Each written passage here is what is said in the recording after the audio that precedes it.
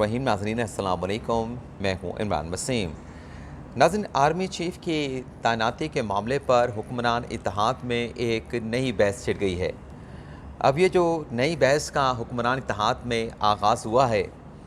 ये किस नुक्ते पे हुई है और आर्मी चीफ़ की तैनाती के मामले पर क्या मुशावरत और क्या तजावीज़ पेश की जा रही हैं, एक तो ये आपको बताएंगे। और दूसरा, आर्मी चीफ़ जनरल कमर जवेद बाजवा साहब का भी एक बड़ा अहम स्टेटमेंट आया है, उस पर भी बात करेंगे। और हुकूमत को घर भेजने का नया लंदन प्लान क्या है, उसकी तफसीलात भी आपके साथ शेयर करेंगे। लेकिन इससे पहले हमारी जो आज के प्रोग्राम की दीगर अहम ख़बरें हैं, उनकी तफसीलात आपके साथ हम शेयर करेंगे। एक तो नाज़रीन, लाहौर हाई कोर्ट से पासपोर्ट मिलने के बाद आज मुस्तफ़ा नवाज़ की नायब सदर मरीम नवाज़ लंदन के लिए रवाना हो गई। निजी एयरलाइन के ज़रिए वो लाहौर एयरपोर्ट से लंदन के लिए रवाना हुई, लेकिन जाती उम्रा से एयरपोर्ट के लिए रवाना होने से पहले मरीम नवाज़ जो हैं, वो पहले अपने दादा दादी और वालदा की कब्र पर गईं, वहाँ पे हाज़िरी दी, फातिहा उन्होंने पढ़ी और फिर वो एयरपोर्ट यानी लंदन के लिए जो है वो एयरपोर्ट के लिए रवाना हुई। अब ये कहा जा रहा है कि मरीम नवाज़ का ये जो दौरा लंदन है, इसमें वो तकरीबन 1 माह जो है वो लंदन में क़याम करेंगी। उन्होंने अपना कुछ ट्रीटमेंट भी करवाना है, वो ट्रीटमेंट भी करवाएंगी और फिर इस बात का इम्कान ज़ाहिर किया जा रहा है कि मरीम नवाज़ अपने वालिद नवाज़ शरीफ के साथ जो है वो पाकिस्तान वापस आएंगी। तो एक तो ये ख़बर है जो आज के रोज़ की पहली बड़ी डेवलपमेंट थी कि मरीम नवाज़ जो है वो पासपोर्ट मिलने के बाद लंदन के लिए रवाना हो गई। दूसरी नाज़रीन ख़बर यह है कि मुस्तफ़ा नवाज़ के रहनुमा और वफाकी वज़ीर मियाँ जावेद लतीफ़ पे एक मुकदमा लाहौर में दर्ज किया गया है और उस मुकदमे में हिफाजती ज़मानत के लिए आज मियाँ जावेद लतीफ़ ने इस्लामाबाद हाई कोर्ट से रुजू किया है। वो ख़ुद इस्लामाबाद हाई कोर्ट पहुँचे और वहाँ पे उन्होंने अपनी पटिशन की बायोमेट्रिक वेरिफिकेशन कराई और बाज़ाब्ता तौर पे ये दरख्वास्त जो है, जब हम ये प्रोग्राम रिकॉर्ड कर रहे हैं तो ये दरख्वास्त भी इस्लामाबाद हाई कोर्ट में जो है वो दायर कर दी गई है। दूसरी नाज़रीन हमारी ख़बर है वो PTI के इस्तीफ़ों से मुतल्लिक़ एक बड़ी पेशरफ़ सामने आई है और वो पेशरफ़ नाज़रीन ये है कि PTI के रहनुमाओं की जानिब से, PTI के MNAs की जानिब से आज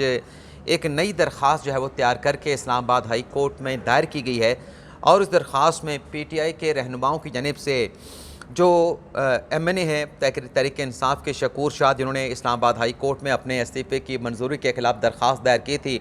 और फिर चीफ़ जस्टिस अतहर मिल्ला की जानिब से उनके इस्तीफ़े से मुतल्लिक़ जो इलेक्शन कमीशन का नोटिफिकेशन था, उससे उनकी हद तक जो है वो डी नोटिफाई कर दिया गया था, यानी मुअत्तल कर दिया गया था। और फिर अल्टीमेटली वो मामला निपटाते हुए स्पीकर को डायरेक्शन की गई थी कि शकूर शाह का मौक़िफ़ सुनने के बाद उनके इस्तीफ़े की फ़ेट का जो है वो फ़ैसला किया जाए। तो आज तहरीक इंसाफ के रहनुमाओं ने इसी किस्म का, इसी तर्ज का रिलीफ जो है वो हासिल करने के लिए इस्लामाबाद हाई कोर्ट में जो है उन्होंने दरख्वास्त दायर की है। और इसमें जो बड़ी ख़बर है कि PTI के जो अरकान हैं जिन्होंने आज इस्लामाबाद हाई कोर्ट से रुजू किया है, उसमें अली मोहम्मद ख़ान शामिल हैं, फ़ज़ल मोहम्मद ख़ान शामिल हैं, शौकत अली शामिल हैं, शेरी मज़ारी साहबा हैं, शानदाना गुलजार साहबा हैं, फ़खर ज़मान ख़ान साहब हैं, फ़ारूक हबीब साहब हैं, इजाज़ शाह साहब हैं, जमील अहमद हैं और मोहम्मद अकरम चीमा साहब हैं। यानी वो 10 अरकान, वैसे तो 11 अरकान के इस्तीफ़े स्पीकर नेशनल असम्बली राजा परवेज़ अशरफ ने एक्सेप्ट किए थे, लेकिन शकूर शाह सबसे पहले चले गए थे। उसके बाद अब इन 11 अरकान ने भी इस्लामाबाद हाई कोर्ट से रुजू किया है और इन्होंने अपनी दरख्वास्त में कहा यह है कि स्पीकर को हदायत की जाए, डायरेक्शन जारी की जाए कि वो अपनी आइनी ज़िम्मेदारियों को पूरी करें, तमाम अरकान को बुलाएं और इस्तीफ़ों की इस तस्दीक का अमल शुरू करें।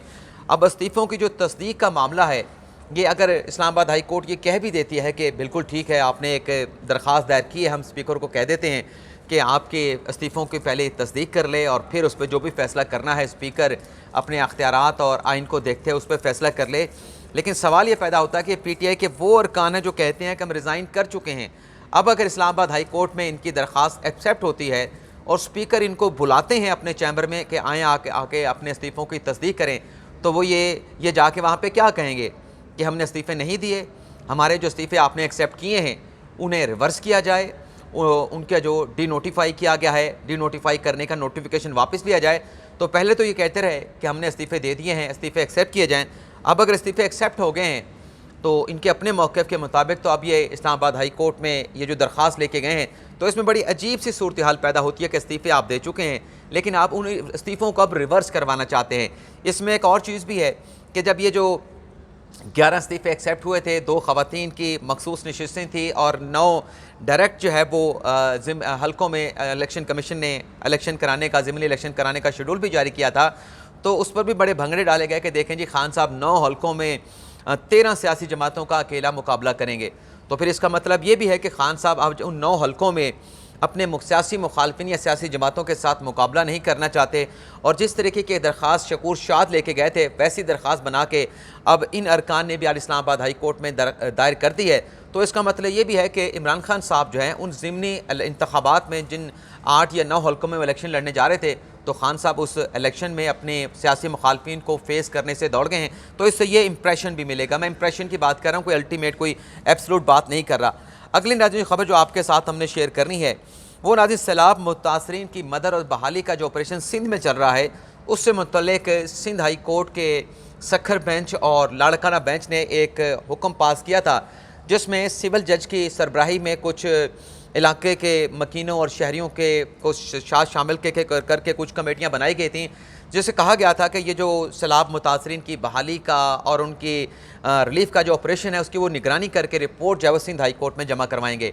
तो इस फैसले को सिंध हाई कोर्ट ने सिंध हुकूमत ने सुप्रीम कोर्ट ऑफ पाकिस्तान में चैलेंज किया था, और आज चीफ जस्टिस उमर बंदयाल ने सिंध हुकूमत की इस अपील पर समाअत की है। तो सिंध हुकूमत ने अदालत से इस्तदा की कि ये जो फैसला है सिंध अपना हाई कोर्ट का उसको सस्पेंड किया जाए। तो अदालत ने सिंध हुकूमत की ये जो दरख्वास्त थी कि हुक्म इम्तना जारी किया गया इसको मुस्तरद कर दिया है। अलबत्ता अदालत ने यह ज़रूर हुक्म पास किया है कि जो कमेटी बनाई गई है सिविल जज की सरबराही में, वो जो रिलीफ का जो ऑपरेशन है, जो सैलाब मुतासरीन की बहाली और मदद के जितनी भी एक्टिविटीज़ हो रही हैं उन तमाम काम की निगरानी जारी रखेगी। लेकिन रिलीफ ऑपरेशन में ये जो कमेटियाँ हैं ये किसी किस्म की मदाखलत, किसी किस्म की पार्टिसिपेशन या किसी किस्म का इस तमाम रिलीफ ऑपरेशन को जो है वो कंट्रोल करने की कोशिश नहीं करेंगे। और इस केस में सिंध हुकूमत की अपील के ऊपर फ्रीकैन को नोटिस जारी करते हुए इस केस की समाअत को जो है वो अगले हफ्ते तक जो है वो मुलतवी कर दिया गया है। और इस बेंच में शामिल थे चीफ जस्टिस के साथ जस्टिस मंसूर अली शाह और जस्टिस आयशा मलिक। अगली जो नाज़रीन खबर है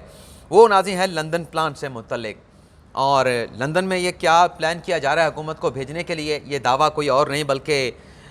PTI के इत्तेहादी और इमरान खान साहब के साबिक वज़ीर दाखिला शेख रशीद साहब कर रहे हैं। अब इस दावे की हकीकत क्या है इसका फ़ैसला आप नाज़रीन ने करना है। शेख साहब ने नाज़रीन ये कहा है कि 15 नवंबर तक सब आर पार हो जाएगा। पहले शेख साहब 15 अक्टूबर की बात करते रहे, उससे पहले 30 सितंबर की बात करते रहे, उससे पहले वो 30 अगस्त की बात करते रहे। अब उन्होंने मतलब हर 15 दिन की तारीख बढ़ा दी, 15 दिन बढ़ा दिए, 1 महीना बढ़ा दिया। तो अब वो 15 अक्टूबर से 15 नवंबर तक चले गए हैं और शेख साहब ये दावा कर रहे हैं कि 15 नवंबर तक सब आर पार हो जाएगा, यानी हुकूमत घर चली जाएगी। और फिर उन्होंने ये भी कहा कि आले शरीफ की सियासत का फैसला लंदन मीटिंग में होने जा रहा है, जल्द लंदन मीटिंग से कौम को बाखबर करूँगा। अभी ये लंदन में कौन सी मीटिंग होने जा रही है? मरियम नवाज़ तो अपने वालिद से मिलने के लिए गई हैं और कहा जा रहा है कि अपने वालिद नवाज शरीफ को लेके जो इम्कान जाहिर किया जा रहा है कि पाकिस्तान वापस आएंगे। लेकिन ये कौन लंदन में मीटिंग बुला रहा है और क्या ये जो मीटिंग बुलाने वाले हैं वो इस पोजीशन में हैं कि हुकूमत को घर भेज सकें? तो ये सवाल अपनी जगह पे मौजूद है। आप भी इस सवाल का जवाब तलाश करें और हम भी इस सवाल का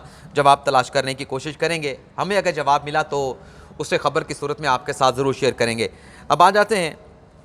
बाजवा साहब ने जो अमेरिका के दौरे पे हैं उन्होंने वहाँ पाकिस्तानी सफारत खाने में एक ज़ोराने में शिरकत की और वहाँ पे बाजवा साहब ने जो कम्युनिटी वहाँ पे पाकिस्तान की कम्युनिटी वहाँ पे मौजूद थी उनके साथ खिताब भी किया। बाजवा साहब ने कहा कि मुद्दत मुलाजमत ख़त्म होने पर अपना रिटायर्ड हो जाऊँगा, यानी बाजवा साहब ने कहा कि मेरा जो वादा है कि एक्सटेंशन नहीं लेनी और मुद्दत मुलाजमत जो कि 27 या 29 नवंबर को मुकम्मल हो रही है उसके बाद उन्होंने कहा कि मैं घर चले जाऊँगा। तो हमारी उस खबर की तस्दीक होगी जो अभी हालिया दिनों में रिसेंट पास में जो कोर कमांडर कॉन्फ्रेंस हुई 2 रोज़ा, उसमें हमने अपने ज़राए से आपके साथ खबर शेयर की थी कि बाजवा साहब ने बड़ा लाउड एंड क्लियर मैसेज दिया है कि वो जा रहे हैं, वो एक्सटेंशन नहीं लेंगे। हुकूमत की जानिब से कहा भी गया था वो एक्सटेंशन के ऑफ़र को एक्सेप्ट नहीं करेंगे। तो उसी बात को जाके उन्होंने रीआइटरेट एक मरतबा फिर पाकिस्तानी कम्युनिटी के सामने पाकिस्तानी सफारत खाना जो कि अमरीका में है वहाँ पर जाके इस बात को दोबारा से उन्होंने जो रीआइटरेट किया है। लेकिन उन्होंने एक बात और भी वाज़ेह की कि फ़ौज ये फ़ैसला कर चुकी है कि फ़ौज सियासी मामलात में मदाखलत नहीं करेगी, सियासत से दूर रहेगी और फ़ौज चाहती है, यानी फ़ौज के अंदर एक पॉलिसी तय कर ली गई है कि सियासी मामलात में अब फ़ौज जो है किसी किस्म की इंटरवेंशन या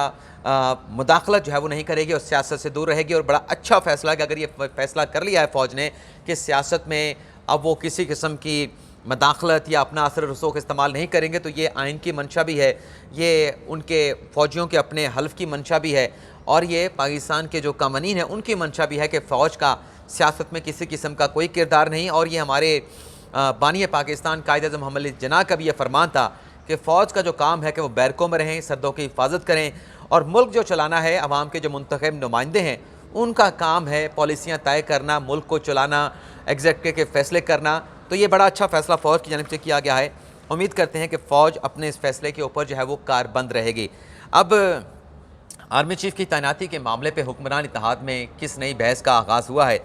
तो नाज़रीन ज़रा ये बताते हैं। परसों एक सोर्स की तरफ से बताया गया था, लेकिन ये ख़बर अभी मैं अपने पास मैंने रखी हुई थी, मैंने कहा चलें किसी मौके पे शेयर करेंगे। तो बताया गया था कि नवाज शरीफ तो किसी सूरत जो है एक्सटेंशन पे रजामंद नहीं है, क्योंकि बाजवा साहब का अपना स्टेटमेंट आ चुका है कि मैं एक्सटेंशन नहीं लेना चाहता। लेकिन हुक्मरान इत्तेहाद में बहस ये चल रही है और नवाज शरीफ से रब्ता किया गया है। हुक्मरान इत्तेहाद की जो सियासी जमातों के सरबराहान हैं, और नवाज शरीफ के साथ शहबाज शरीफ के साथ भी रब्ता किया गया है, और प्रपोज़ल ये दी गई है कि मौजूदा अगर सिस्टम को, हालात को लेके चलना है, मौजूदा सिस्टम और हालात इसी तरह से यानी स्टेटस को बरकरार रहे, तो इसका तकाजा ये है कि मामलात को इसी तरह से चलने दिया जाए, और फ़िलहाल जो नई तकर्री का मामला है